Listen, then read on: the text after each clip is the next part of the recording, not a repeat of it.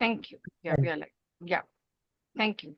So, good evening, everyone. And once again, we are on the platform of Metamorphosis with our second episode of the podcast talk show, Creating Edu Awareness in Class and in School, which is going to help each one of us to implement that in life. So, as the topic of today is learning English and bridging the gaps between objectives and outcomes, inviting esteemed intellectuals on the platform, creating awareness on a very knowledgeable front, and making educators aware, parents aware, so that they can implement the same thing in the class and the school. Metamorphosis has created awareness across the globe, and many other educators are present over here, and implementation techniques have been incorporated over here. So, before I start the session, I would like to invite the guest of today is respected Ampat Koshi sir, and Ampat Koshi sir is a professor in the. I mean, he will introduce himself. I will just introduce him the last before I start the session. Wisdom is not a product of schooling, but of the lifelong attempt to acquire it. This is said by Albert Einstein. So before we go, why is this session organized? The reason is that this platform focuses on education, early childhood education, and is a literacy enclave also. According to NEP 20 guidelines, English remains the official language of India. NEP 2020 highlights English to be taught to enable students for understanding international culture and world heritage at the secondary level of education. It promotes a constructivist perspective to learn English. So why is the I mean, India, we say India is advanced, but India is still lacking behind in terms of literacy. Why not? Educators are trying to improve the structure of speaking English, the vocabulary, and the communication skills, which is not on par with what has to be. So, before I invite Ampat Koshi sir on the platform, I would like the technical help to please show the song.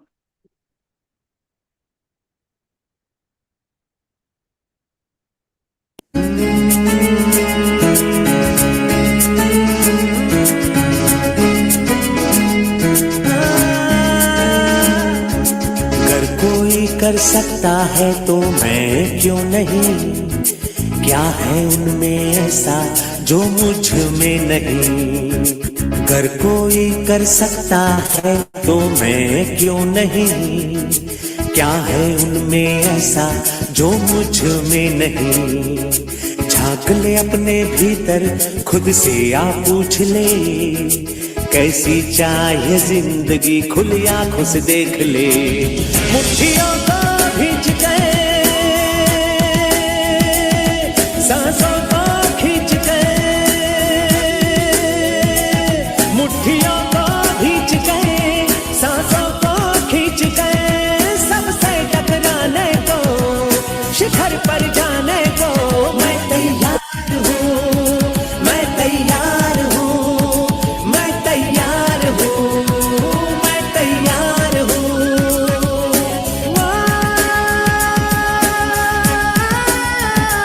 मैं तैयार हूँ, मैं तैयार हूँ, मैं तैयार हूँ।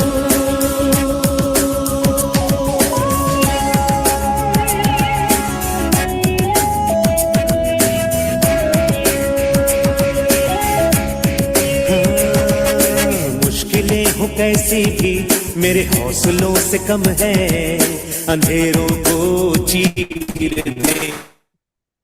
देंगे इतना दम है। मुश्किलें हो कैसी भी मेरे हौसलों से कम है, अंधेरों को चीर देंगे इतना दम है। आओ हाथ बढ़ाए, कुछ करके दिखाना है, सारे बहानों को आज से आग लगाना है। मुट्ठियों को भींच गए, सांसों को खींच गए, मुट्ठियों को भींच गए, सांसों को। Thank you so much, Lalit. You can make me the host. Yeah.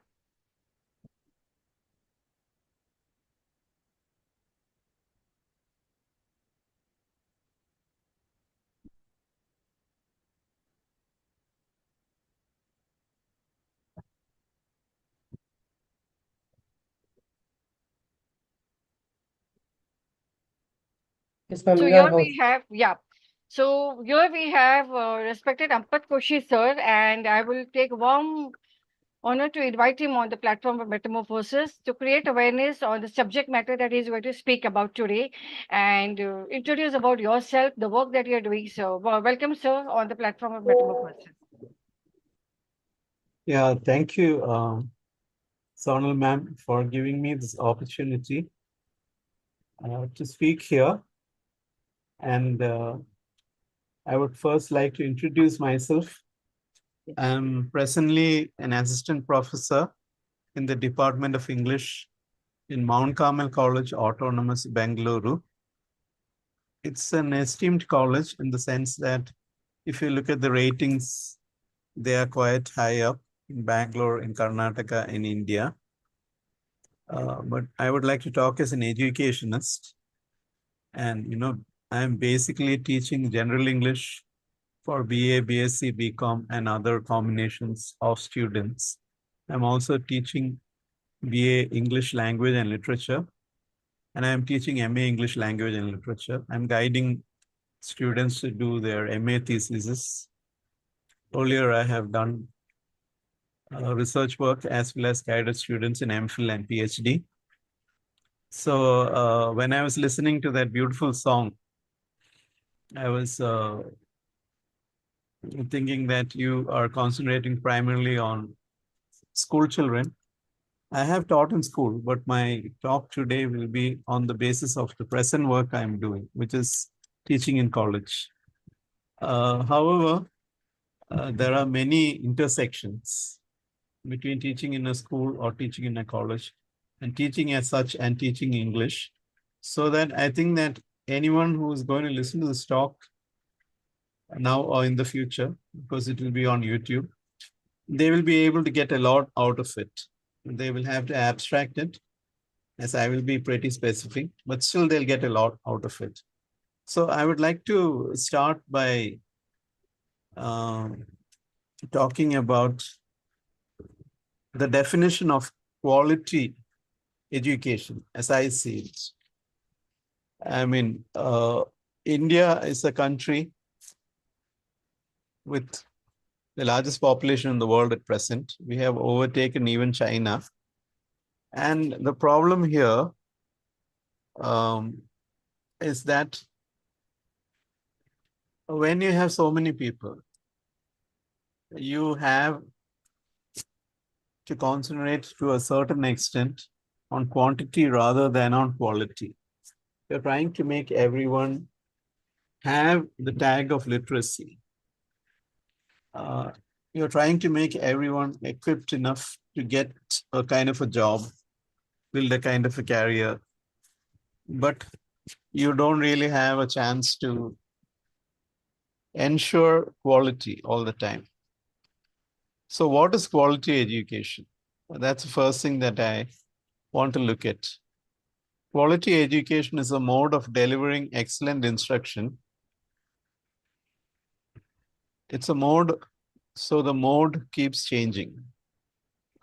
But the mode has to be excellent as to how you instruct your students. It is about employing and granting access to efficient learning instruments. So the teacher has to continuously update himself or herself so that he is using the latest learning instruments or teaching instruments. And the same with the students. And creating a supportive learning environment, regardless of things like gender or race or ethnicity or financial situations or location, backgrounds, regarding the upbringing. Apart from all these, you have to somehow create a mode of excellent instruction that brings out the best in your students. Now, what are the obstacles? I'd first like to talk about the obstacles that are faced from the point of view of a teacher when he or she tries to deliver quality education. So one thing that I can tell from experiences, I used to teach in an international school called Malia Aditi International School, which is Sir, perhaps one of the. I will like to interrupt over here. Can you please raise yourself? Your face is getting cut. Okay. Yeah. Yeah. Perfect now. Yeah. You can carry Yeah. on. Yeah. So I was teaching in an international school called Malia Aditi International School. And that, of course, caters to upper class students. But one of the things that ensured that the students get a lot out of the system was the teacher-student ratio. Because they were taking such high fees from the students, they could pay the teachers well, and they could ensure that each class does not have a skewed ratio. To give an example, when I go to teach a general English class now in Mount Carmel or in one of the colleges I have taught, like Fatima Mother National College in Kerala, or even in places I have taught in Libya or Saudi Arabia, we find that, I have found sometimes that I'm a single teacher and there's, 100 or 110 or 120 students in a classroom. And this is something that is a big deterrent to delivering quality education.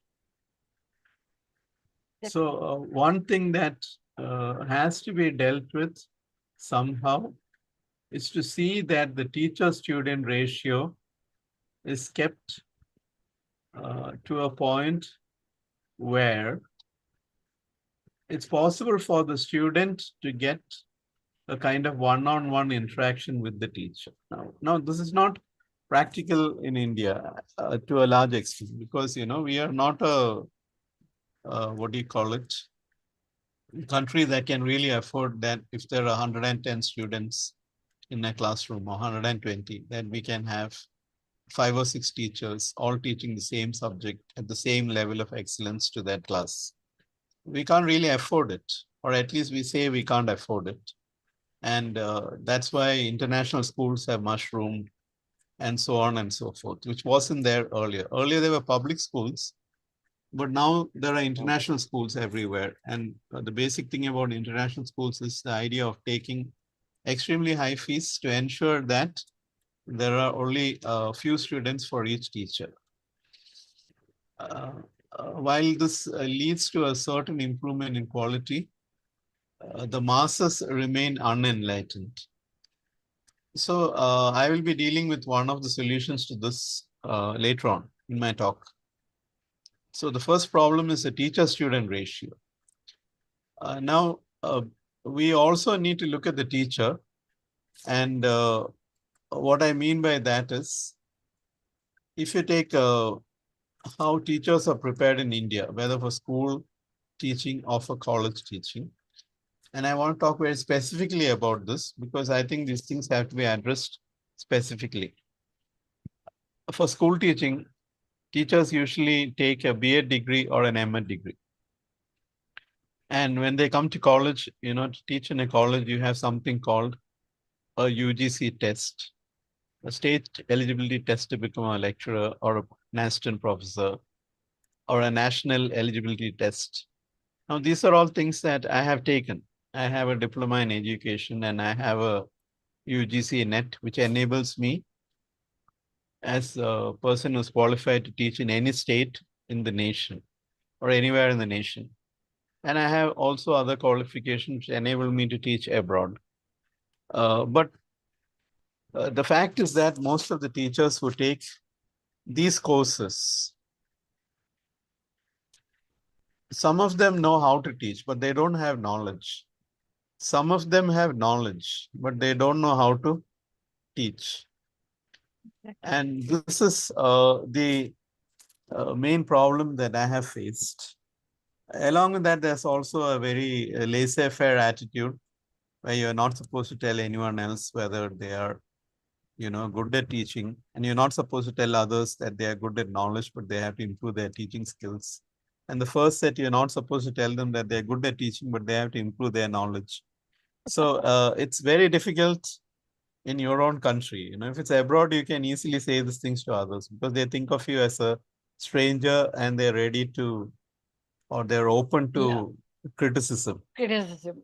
But you can't teach your own people because you're one with them and you're one of them, and they take it that you are trying to denigrate them. So it's a little, it's a little difficult. You have to keep quiet. So what you can do in such a cases, you can model good teaching. Here also there's a problem, because when the teacher goes into a class in India, and I'm talking about the middle run, okay? I'm not talking about, the international schools I mentioned. I'm not talking about places in Bangalore like Harrow International School or other places. But generally, there are always good teachers in any institution. But these good teachers, they have a name among the students. And to some extent, the other teachers know that these teachers are good. But, the teachers are not allowed to, you can say, learn from each other by watching each other in action. And because, there's so much competitiveness and teachers are scared that they will lose their job if they are found out to be not good enough. Exactly. And they're also scared of. That is the only drawback over here. Yeah, and they're also scared that they will face envy if they are good. Yes. So there are a lot of things that are extraneous, challenges. So instead of that, what happens is you have these faculty development programs and refresher courses and things like that, which don't really address the root issue, because they again deal with giving teachers tools on how they can better their teaching without actually training them in how they can be used effectively by allowing them to use them and allowing them to face feedback which is constructive and which is not criticism, and thereby sending them back to the classrooms as or teaching spaces or learning spaces, let's call it that, as much better teachers. So this is another thing. And then there's of course a problem of pay and of adequate facilities. Recently I was talking to somebody, and someone who's really higher up in the educational ranks, and he was saying, we are looking at younger teachers because they will work for long hours and they will work for less pay. And we are not really bothered that very soon they may quit to go to a higher post because we'll find someone else to fill the vacancy, another young teacher. It's a fact. Yeah, it's a fact. So, this is very different from, there are two extremes in education. One is there is this idea that education is just pure service. And the other is this idea that education is a business and it's a commercial proposition, which has come in increasingly. Somewhere in the middle is this idea that good education has to be professional. But I'm not interested in all these ideas that I just said, which are floating around. But I think that good education is about being passionate. And that if a teacher comes into a class and the teacher is professional, he should be professional. And of course, nowadays he should have an idea about being a little bit commercial because of inflation and all those things. And you should also have the idea of, the Guru Shishya Parampara and of service and all that. But most of all, what I feel is lacking is that teachers are not allowed to be passionate about teaching, to develop a love for teaching. That when you go into a class, if it's just a class for you, or it's a place where you like it because you are the center of attention, all these are the wrong motives. But if it's a place where you really begin to think about this aspect. I mean, when I go into a class, am I looking forward to going in there? Have I prepared well enough? Am I sure that I'm making an impact on the lives of the students, not only on their learning, but also on their life skills? Definitely. That is really going to benefit them in the future, in an uncertain future, in an unknown future. Will they be flexible? Will they be able to adapt? Will they be able to meet the challenges that are coming Yes, up, which we have no idea about, which even the teachers don't know about, because things are moving so fast on fronts like AI, etc. But are you passing on that spark of innovation, the spark of creativity, the spark of being able to face any challenge, the spark of confidence? And I don't believe that any teacher who does not have these things in himself when he goes into a classroom. You're trying to say that they should be ready to adapt the challenges on the spur of the moment.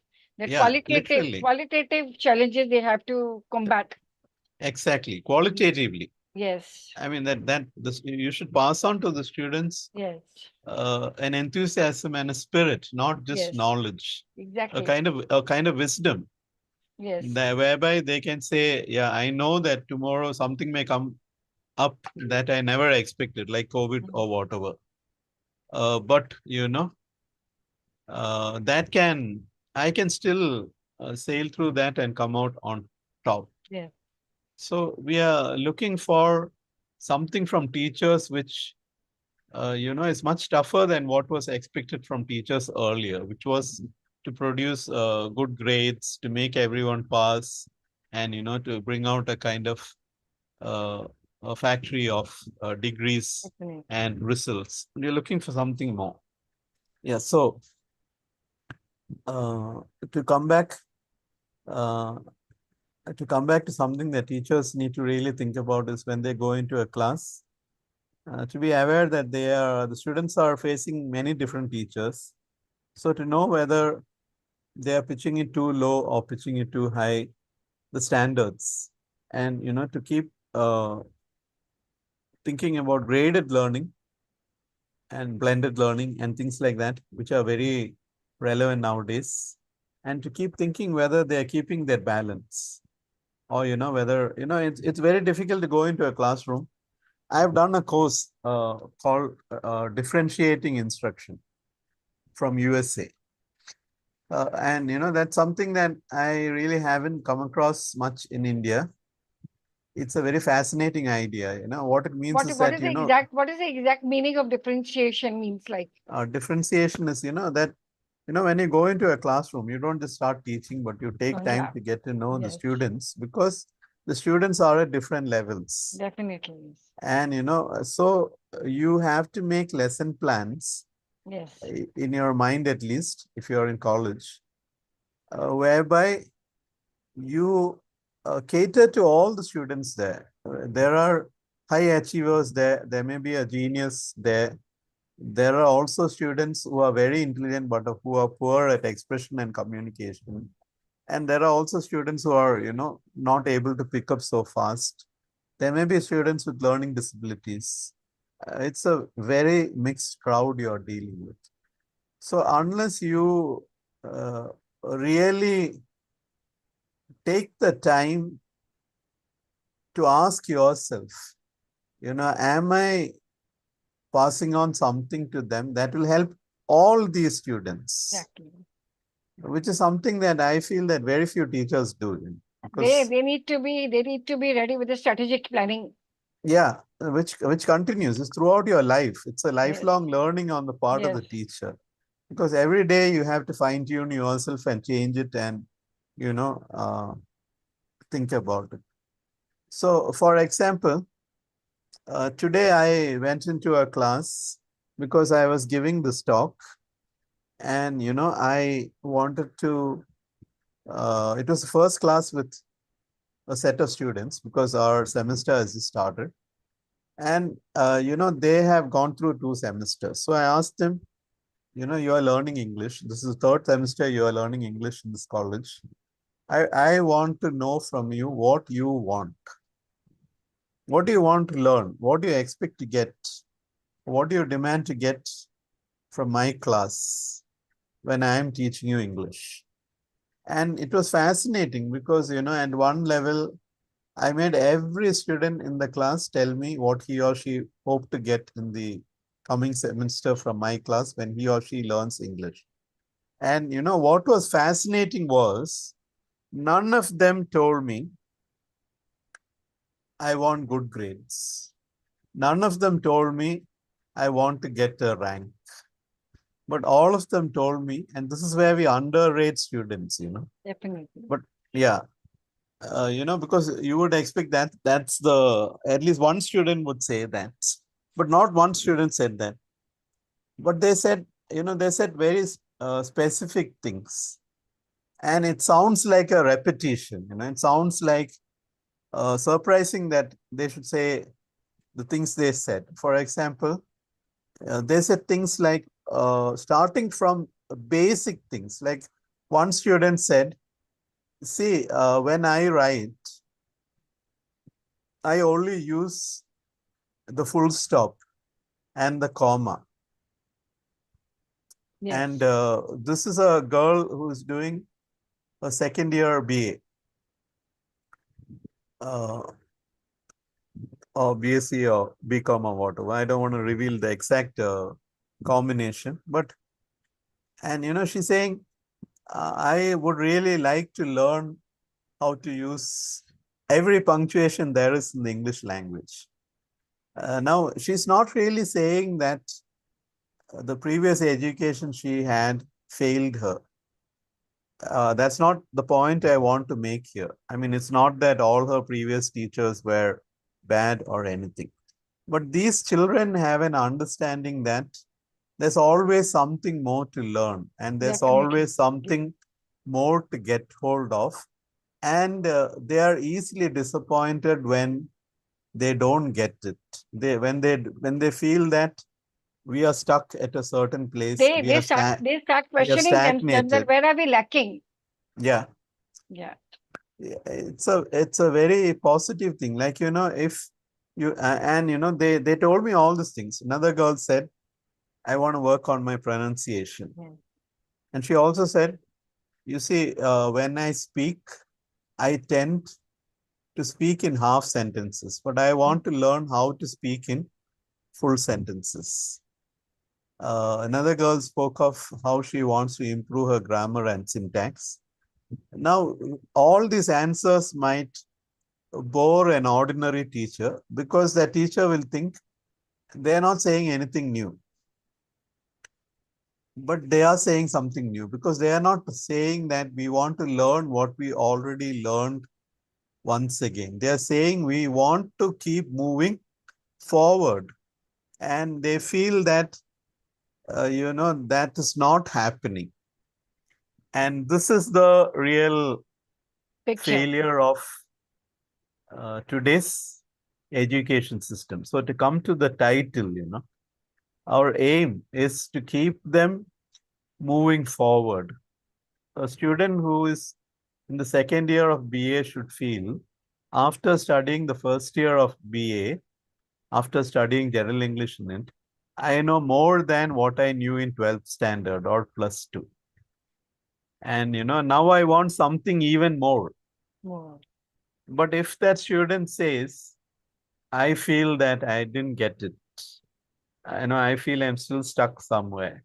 I feel I've stagnated. I feel I've regressed. And, if even one student says that, you have to rethink where you are going as a teacher. And if a lot of them say it, you really have to think about it. And you really have to think about what you are going to do to bring a change into their lives. So a fascinating thing that came up was one girl said, sir, what I really want to do is I want to read a lot of books. And, I want to keep improving my vocabulary. So in that matter, I said, what kind of books would you like to read? And I made a suggestion. I said, do you think that giving you a reading list would help? She said, yeah, definitely. And then I suggested, would you like a reading list which is from me? Or would you like a reading list of what the others in the class are reading? And all the students perked up their ears and they said, so we'd like a reading list where we'd like to know what the others in the class are reading. And if you can give us that reading list, that would be really helpful, because we could go across those books. They would read the books I am reading, and I would read the books they are reading, and that would be a very, so this brings me to a very important thing. I think that we started at 7:30, and I would like to end No, it is, quite soon. we have 1 hour. Oh, we have 1 hour. Okay. Yes, sir, we have 1 hour. Yeah. So, this, so many of them said, we want to learn public speaking. We want to learn presentation skills, and how to do a PowerPoint, or how to work in a group, how to learn communication and Definitely. expression as skills, learning active listening skills, getting confidence to get up and speak, address people, improving our writing skills, improving our creative writing skills, and so on and so forth. It sounds like, something that, for me, there was nothing new in everything they said in one sense, but there was something new in the sense that I could see that they were really asking, saying, give us something more, give us something deeper. We want to go deeper into these things so that we really feel that we have reached somewhere. But what was really fascinating was, I asked them this question. I said, see, all the things that you told me, have you told this to your previous teachers, down the years, when you were in school, when you were in college, wherever you were? And they said, sir, we have never told all this to our teachers. So I asked them why. And they said, we've never told them because no teacher came into our class and asked us, what do you expect from being Exactly. taught by me? Exactly. That comfort I mean, level was they not there. always, they teach everything properly. They make us read, they make us discuss, we get good marks, we write in the exams. But they don't really ask us what we want from their classes. They don't ask what we expect. They don't ask us what we feel we are lacking in, and we would like to improve. Very practical approach, yeah. Yeah. It's a practical approach. It's Yes. basically an approach based, as I said, on the old idea of, making students pass and giving them good grades, getting them to get good grades. It's not a bad system, but it primarily comes out of the fact that you're dealing with too many students in a classroom. And you know that if you step onto this side, the side that I was trying to step on today, you know that it's a lot of work for yourself as a teacher. And it's difficult to handle because you not only have that one class, but you have so many other classes and so many other students. And it's going to give you a lot of heartache in terms of burning midnight oil if you really mean business when you start out like this.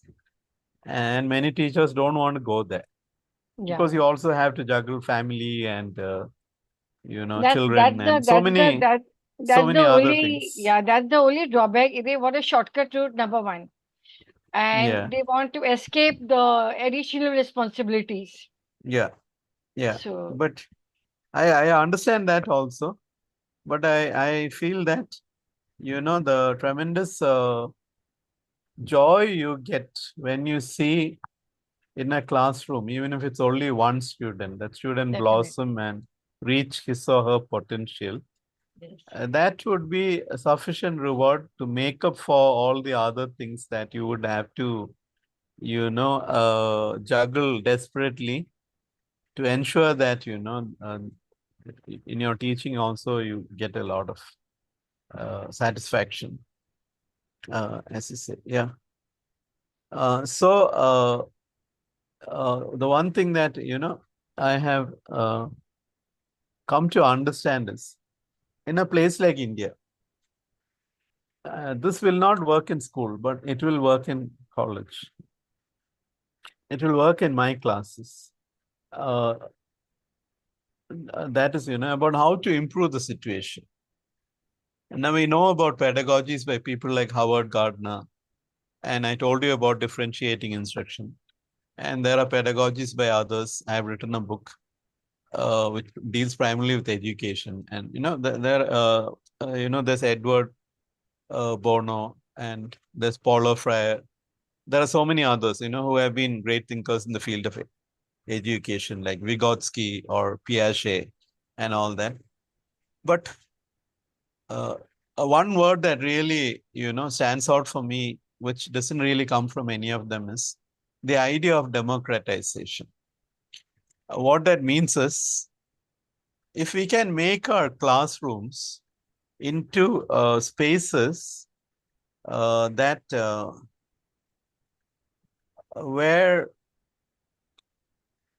every student is equipped, teaching has four, aspects. One is preparation, one is delivery, and, then there is evaluation. I mean, then there's testing, and then there's evaluation or assessment. These are the four things that we do. But, if you empower classrooms where, the students, where the teacher begins to allow the students to participate in preparation, in delivery, in testing, and in assessment. I know that this is a very radical idea, and I know that a lot of people will say a lot of things. And I'm not thinking of these as being done only by the students, but as guided exercises. But, if this can be brought in, I think that this is the one thing that will make a big difference to a system where the teacher can't do justice because he's teaching too many students. The students can't have justice done to them because there are too many of them for any of them to get attention enough. So I think both are to interdependent excel. on each other. Yeah. Both are interdependent. Yeah. Right. Yeah. So, for example, we heard about how if a lesson is delivered, let's say it's a short story, the students do read out the paragraphs, and then the teacher has a discussion, and maybe the teacher has a PowerPoint, maybe the teacher shows some pictures to make it attractive and all that. But instead of that, if you shift it entirely, slowly but surely, to a place where instead of reading out a paragraph, you tell that student, you take this paragraph home and you come and you teach it.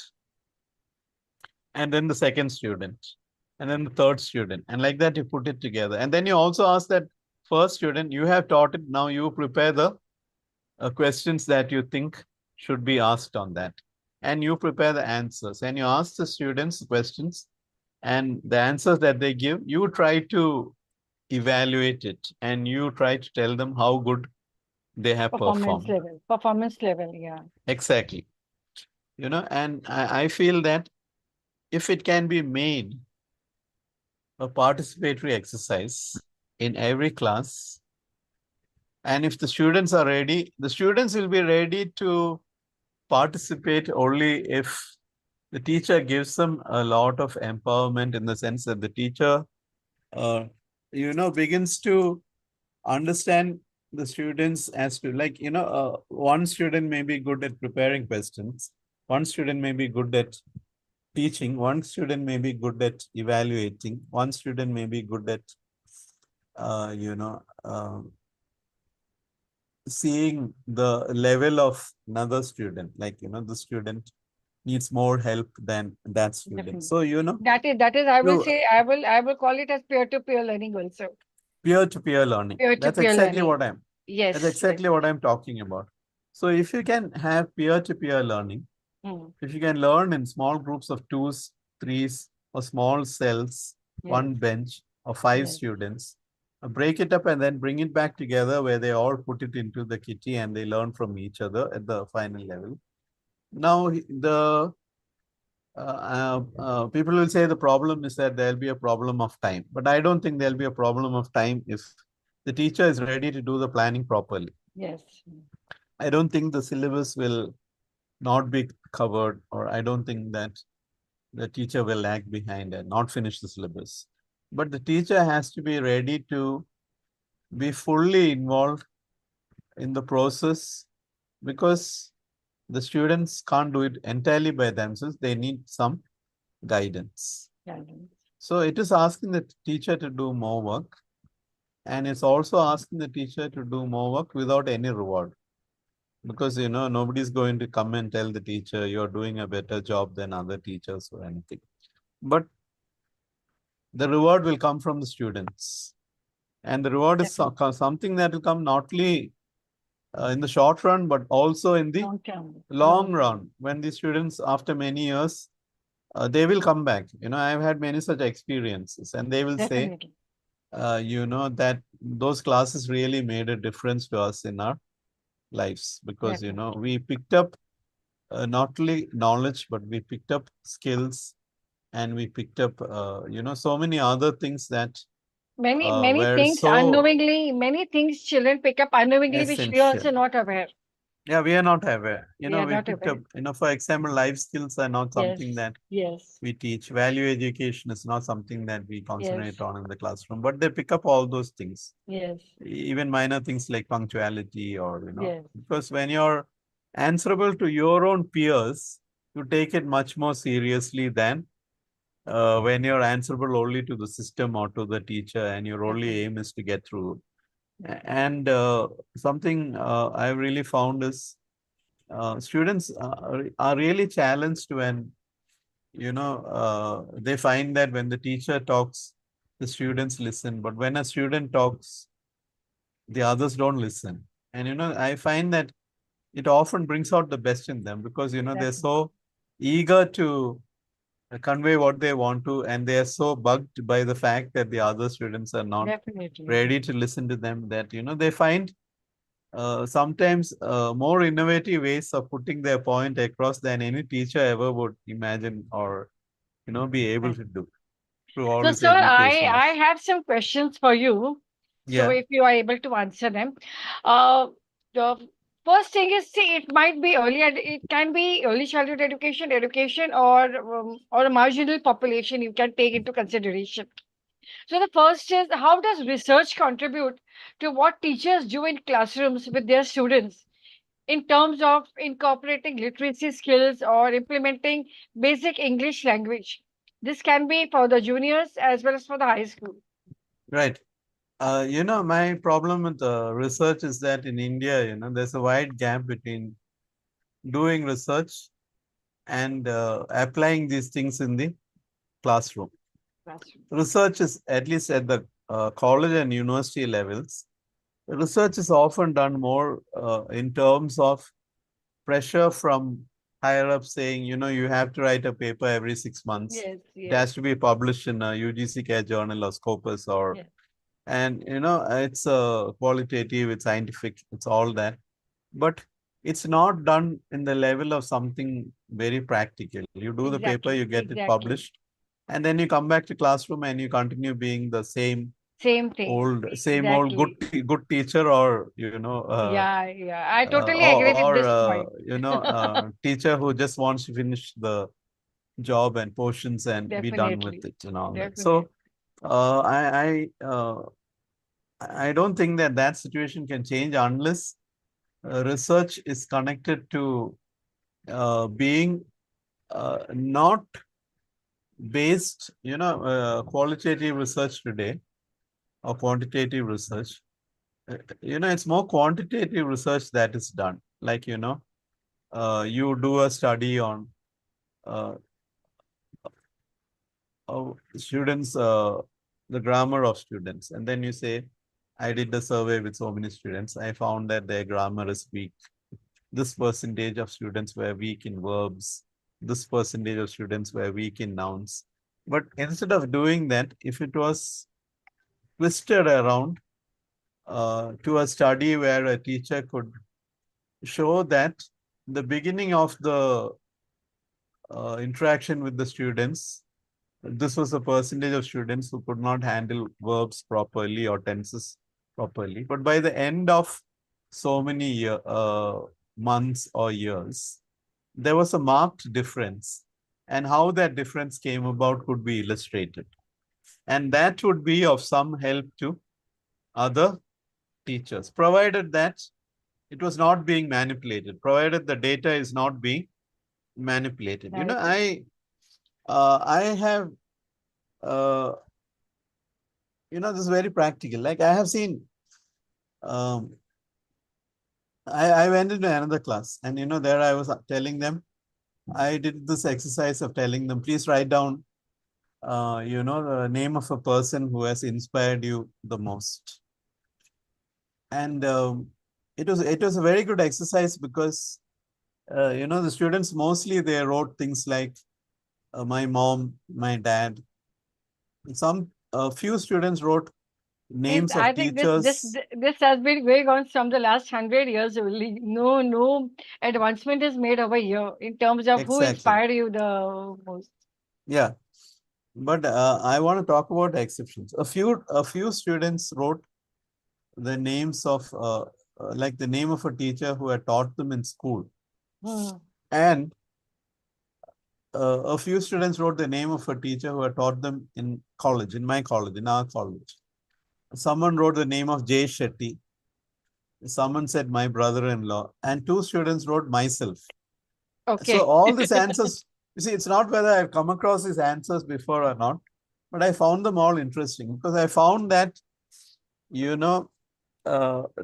are teachers, like, in that whole class of about 50, 60 students, about 5 or 6 teachers wrote the name of one teacher who had taught them in college. And that is impressive to me because, so there are teachers who are making an impact. And, if we would just drop our pride and, we could go and ask that teacher and have a conversation and say, what are you doing that's making a difference? Because I see that it has made a difference. Yes. So there, if you're not impeded by the system or pride or envy, or, if teachers are ready to drop all these ideas about what I do works, but instead to keep learning. So I've seen this in some teachers, that they are able to produce results. Wonderful. Well, second And, question to you. Yeah. I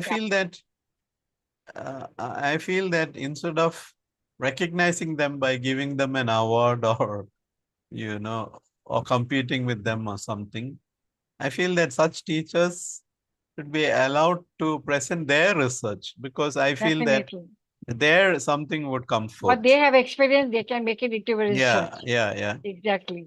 And that is not happening. That is not happening. That is not happening. That is not really happening. That is why this session has been created, to create an awareness. The second question to is, how do young children, I mean, say, in your observations over the years, how do young children learn how to recognize words and comprehend text? What is your observation over here? I don't know if my observation is very traditional, but what I feel is, there's something called the immersion technique. Okay. I don't know if you heard about it. I think so. You have. Yes. So basically what I found is, I'm not talking about neuroatypical children, but if you take neurotypical children, what I found is, those students who come from a background where their parents or others in their houses, they are, I spoke about Howard Gardner's 8 intelligences. I'm sure you heard of them also. So one of the intelligences he talks about is, the linguistic intelligence. So, students who come from a background where, their parents or their siblings who are elder to them are people who have spent more time in developing their linguistic intelligence. Those students are quicker to recognize words and to understand or comprehend text. Hmm. But if their parents, I'll give you a very simple example. Okay, there's a singer in Malayalam called Yeshudas. He's a nationally famous singer. I don't know if you remember a Hindi film called Chichor. He sang in that. All his songs became very famous. Gauri Tera Gawan and all that. His son is also a singer. And, you see it in the West very often. For example, Beatles. The Beatles are a very famous group. Now, Paul McCartney, one of his sons is a musician. And he plays all instruments like Paul McCartney. Ringo Starr is a drummer. His son is a drummer. Okay. And, John Lennon has two sons. Both are into music. And they play the guitar and they sing. And George Harrison's son also, he plays the guitar and he sings. So if you ask why is it, there's a famous rock band called Cream, which had, this bassist called Jack Bruce, Scottish guy, and a drummer called Ginger Baker. Now their children have formed a band called Sons of Cream. So why is it? It's very natural, see, because if you want your children to learn language, if the parents are concentrating on learning language, if they are reading continuously and, they pass on, they have discussions about the books they are reading with their children, and those children will very quickly pick up words. But Because if they have been exposed to them, no? They have been exposed that constantly. exposure Yeah. at a time when the brain is flexible and Yes. takes in things rapidly like a sponge. Yes, exactly. But if the parents are like Rahul Dravid, I told you about Malya Aditi International School. Rahul Dravid's son studies there. And he goes for inter-school matches, and in one match he scored above 500 runs. He set a national record. So why does that happen? It's simply because, from childhood, he grew up with a father who probably, inspired him to such an extent that it was automatic and easy for him to become a cricketer. I will say that the exposure to the conditioned environment since long. Yeah, for a long time and right from when you are a child. Definitely. Like I'm an English teacher and my wife is also, she's an MPhil in English language and literature. So, both my daughters, they're very good at reading and writing, it comes naturally to them. Because from very small, they had books and, they heard us discuss in English. So this is what I feel, if you're talking about students, but I don't want to limit them to just learning words and text.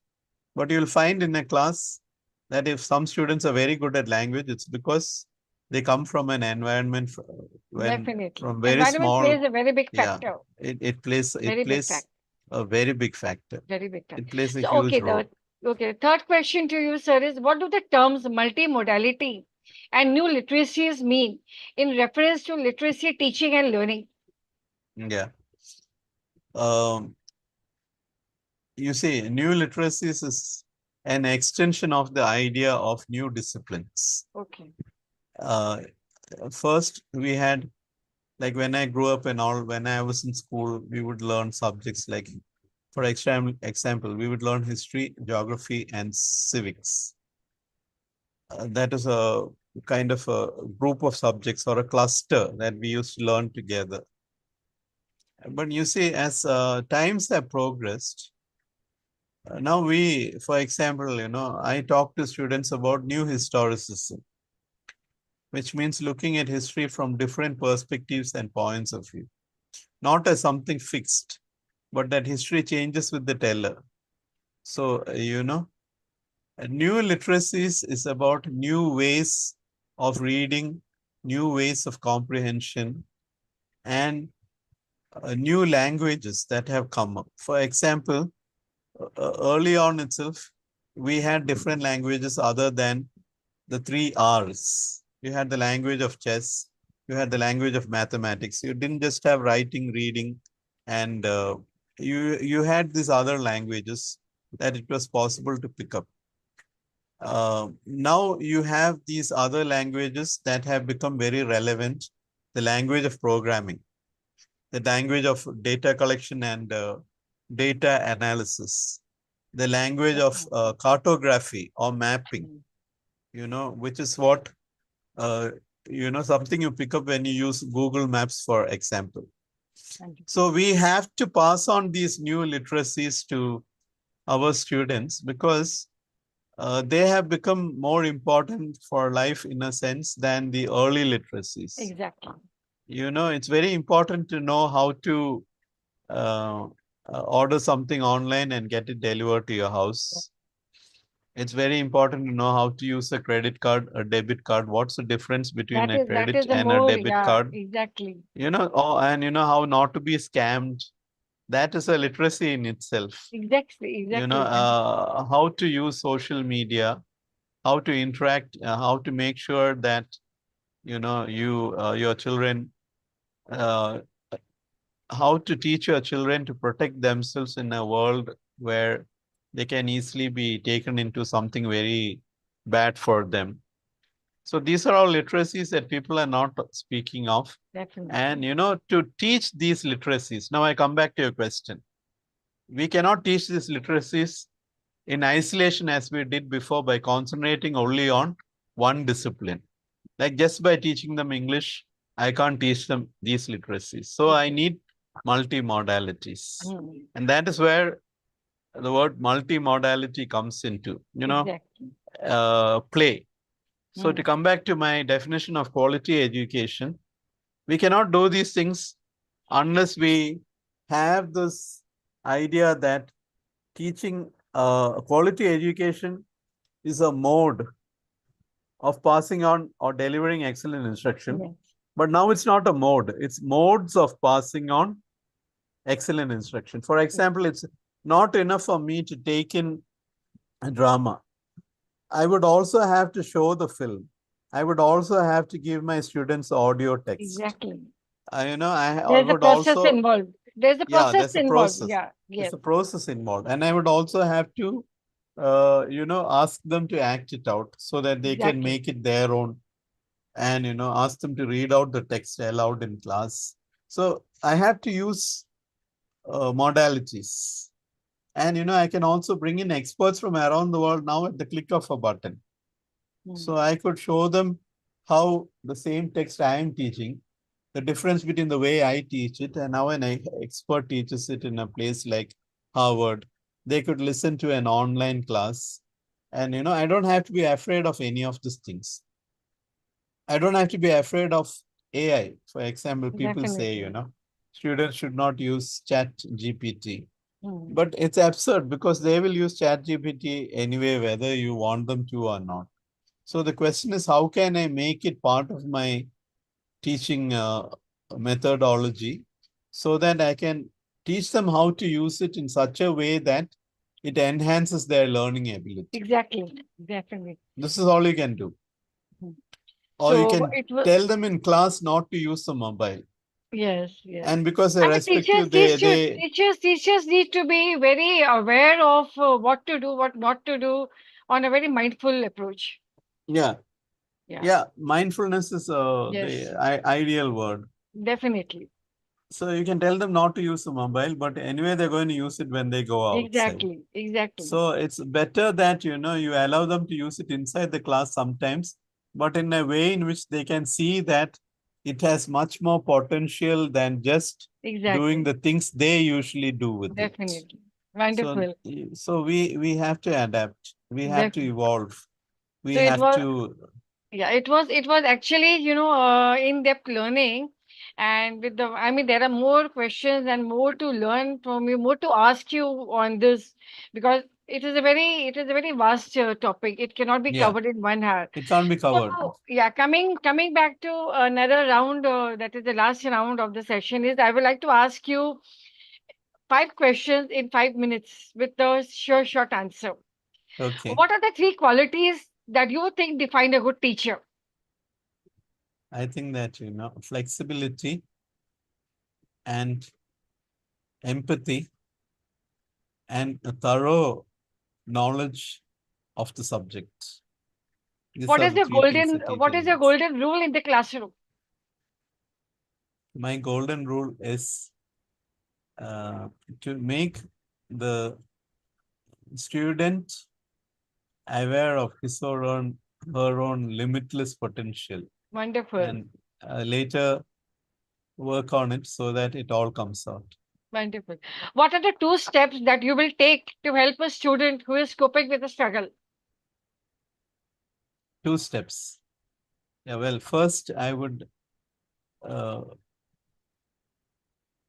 inspire the student by making the student understand that others, including me, at that point in time as a student, have gone through that same or a similar kind of struggle, Okay. and then offer different ways of overcoming it. Tackling. Wonderful.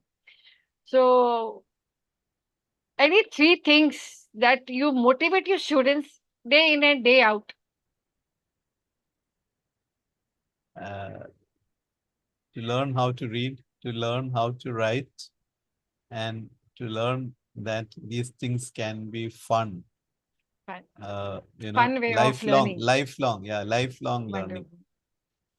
So, 3 things that you would like to change about yourself or to upskill yourself with something new which you feel is lacking. Yeah, right. I would really like to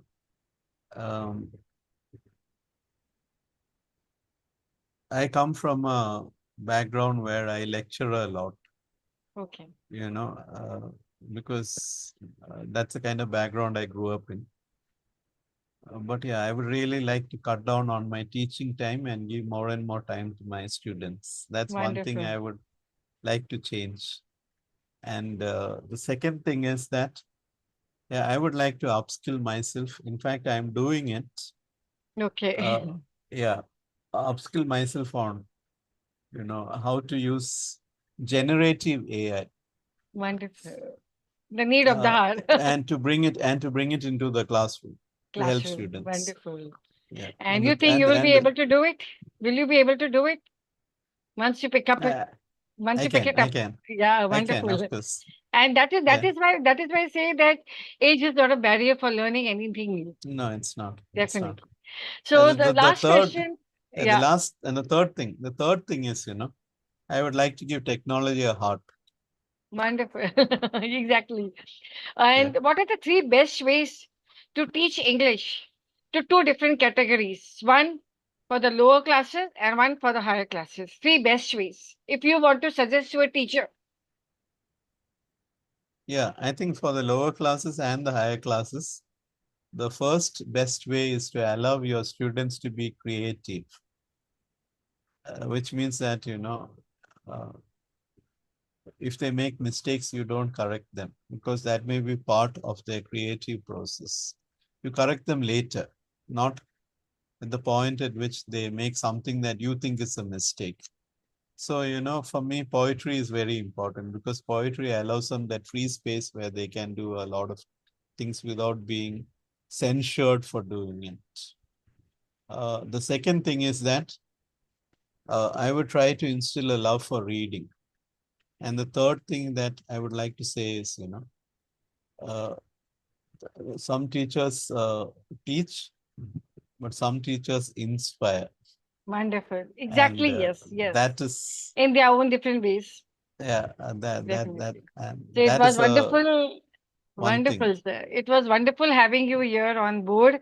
And definitely, I will share this as much as you can in my education sector also to bring awareness of what you have spoken. And definitely, it's a practical approach that you have spoken about that we can implement at the ground root level.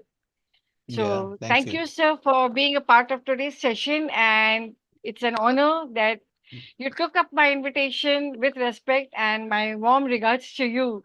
So before I end this session I would like to just say a few words is that as sir had mentioned, adopting an inclusive approach, the NEP 2020 focuses on providing accessible, inclusive and equitable education.